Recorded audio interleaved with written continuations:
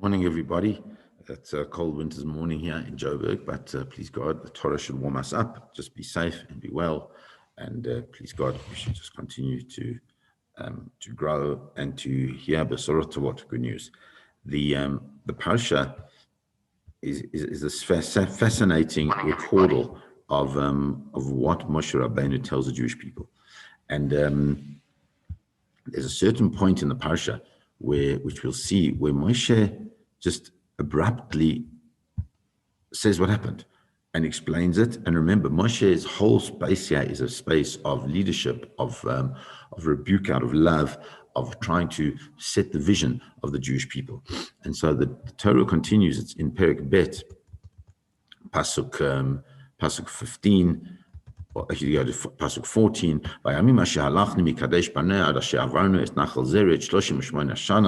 that the time that they spent from Kadesh Barnea until they crossed the Nachal Zered. The Nachal Zered is the Wadi Zered going into Eretz Yisrael. 38 was 38 years. Until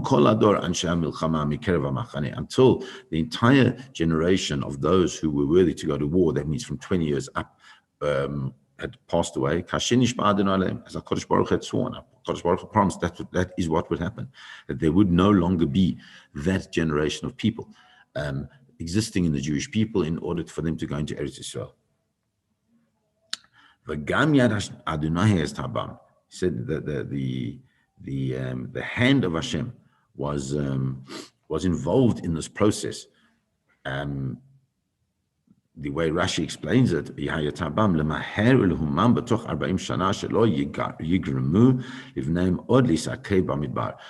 Baruch Hu speeded up the process of the death of that generation, in order that those who were not part of that generation would not have to tarry for one moment in the Midbar, in the desert, in order to go straight directly into Eretz Yisrael.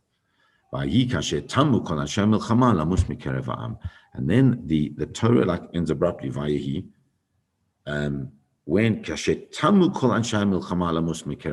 When all the people had passed away from within the people, from within the Am Yisrael, then the Torah says, and there's a the way in the Torah it's written is there's certain little gaps. So in this case, there's a gap. Not till the end of the line necessarily, but there is a little bit of a gap, which means there's a certain pause, a pause perhaps of pathos that one has to understand. It happened when all of those people had died. There's a certain pause. Then what happens? Then Hashem spoke to me to say. Rashi points out that it's a very important pause, this. Why? Because because from the time that Meraglim was sent until the point in time when everybody had passed away of that generation, never spoke the word vayedaber, but always said the word vayomer. So we translate them like kind of similarly. Vayomer means to tell, to speak. Vayedaber means to tell you, but they're different. We'll understand that now what that means. To come and teach us, says Rashi, all 38 years, that all the 38 years while Bnei Israel were there, and they weren't really part of the plan of HaKadosh Baruch Hu to go into Eretz Yisrael. During that time, Hashem lo nisached imoy hadibur beloshin chiba. Never spoke dibur, the word dibur, beloshin chiba, in a language of love. Panim el panim, face to face. V'yishuv hadat, and close to him. Lelamedcha comes to teach us what? She'ein hashchina shoyre ala neviim ela b'shvil Yisrael. That the only reason why HaKadosh Baruch Hu presents himself to the neviim, comes to speak to the prophets, is because of the Jewish people, in order for the Jewish people to achieve something with that prophecy that is going to happen. So what happens during those 38 years, because nothing really was going to happen for those 38 years, except that people needed to pass away. The Torah is given. Now they're just walking around, going from one place to another. And because they're just walking around, going from one place to another, Kodesh Baruch Hu doesn't reveal himself to Moshe in the same way as he had done before, Beloshen Chiba, in a way of, in a language of, the way it's translated, is a language of love. So it's on that the Kli Yakar tries to understand what he means. He says, yeah, Perish Rashi.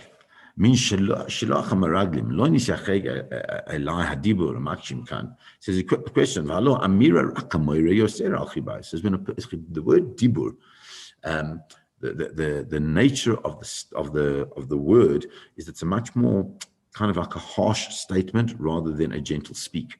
So Dibur is a harsh statement, Amira is a gentle speak. Says the Kliyaka, I don't understand why Rashi says that Hashem was not Nisyached imo, but Dibur, that Hashem didn't show his love through Dibur. Surely the love is thrown through the word Amira, which is a much more gentle speak. He says, V'yomer says, explains, Hiano tene lefisha kol Dibur kashe hu tochacha umusar. Says whenever it speaks about the word dibur, that's generally a something of tochacha and musar, of some type of rebuke, some type of instruction of some sort. Like it says, Ela Devarim, the whole parasha is called Devarim. Devarim is about this musar, this tochacha, this teaching of Bnei Israel where they should be in their lives. Lefishem divrei tochachot. That's why it's called Devarim. Therefore, al kain yesh b'hem yoter chiba. So when a person rebukes, a person doesn't rebuke because they just want to rebuke. A person rebukes because they feel that the person that they are rebuking is somebody who is valued to them enough that they would spend their time trying to guide them, trying to teach them, trying to show them where they should be. So therefore it's indicative. Rebuke is indicative of love. We don't have that in our world today. People, I think, are very scared to accept instruction, and because people aren't scared to accept instruction, when they are given instruction, they feel it as an affront rather than coming from a lashon chiba, from a space of love, which is quite interesting. That's just doing. But when a person speaks gently, ain't ba musar. There's no musar. There's no instruction. So therefore, he says it's not complete love. A person, you tell a person what to do. We're not talking about speaking out of anger. We're talking about speaking to a person, instructing a person in order to do something. When it says that the word dibur is difficult, it's hard, it's quite a harsh statement. And amira is a space of rachamim. And that's really not from the point of view of the makabel, of the person accepting the words, but rather the point of view of the person that's saying the words. It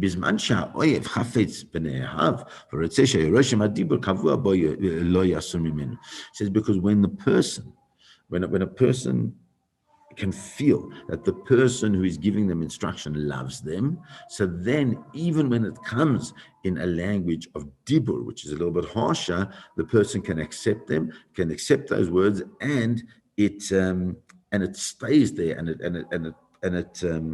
it makes an impact. He says, and where do we see that from? Says the Kliyaka. We see that because at Matan Torah it says, "A koilat v'rakim shel Matan Torah." Says that the loudness of Matan Torah, that's the proof, because it says, what was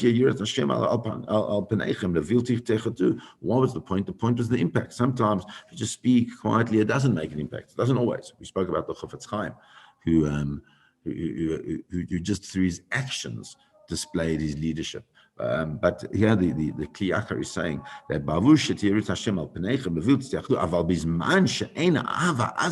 when there is not this deep love of the person to whom you are giving the tochacha, the rebuke, the instruction, then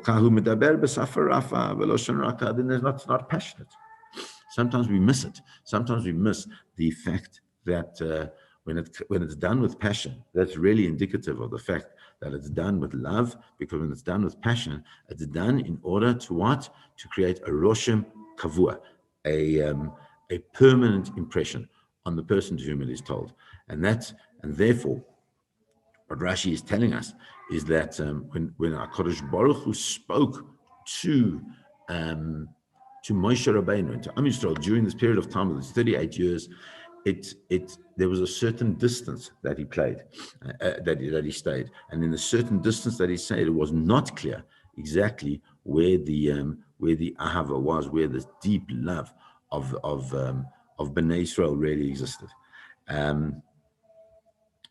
If we continue with the pasuk, then what does Moshe say? Then he says, now, having everybody passed away, now it's time for them to go in. Now, HaKadosh Baruch Hu, so to speak, revives the ahava. His whole process of love for the Jewish people is once again ignited, and he says, so now you're going to the border of Moab, to a place called Ar.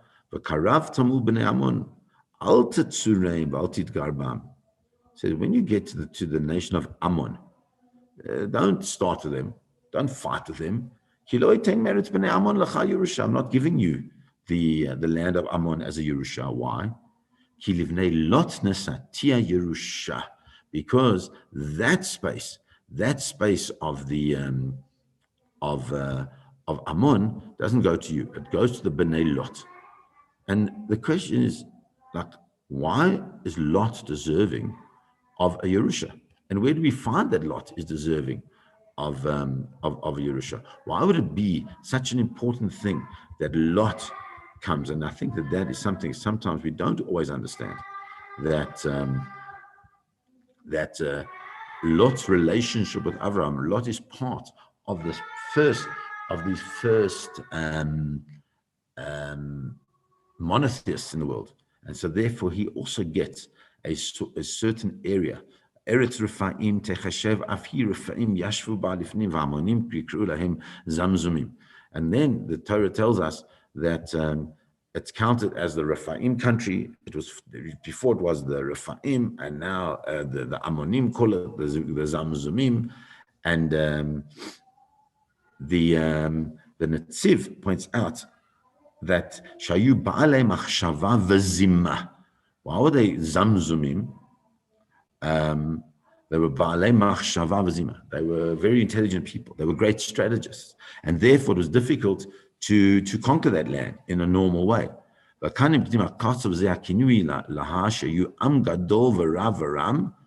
Now it shows us, it's called the Zamzumim to show this enormous nation. That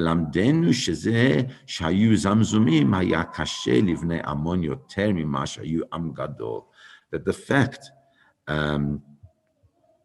that they were such a great place, nation, Am Gadol Varam, that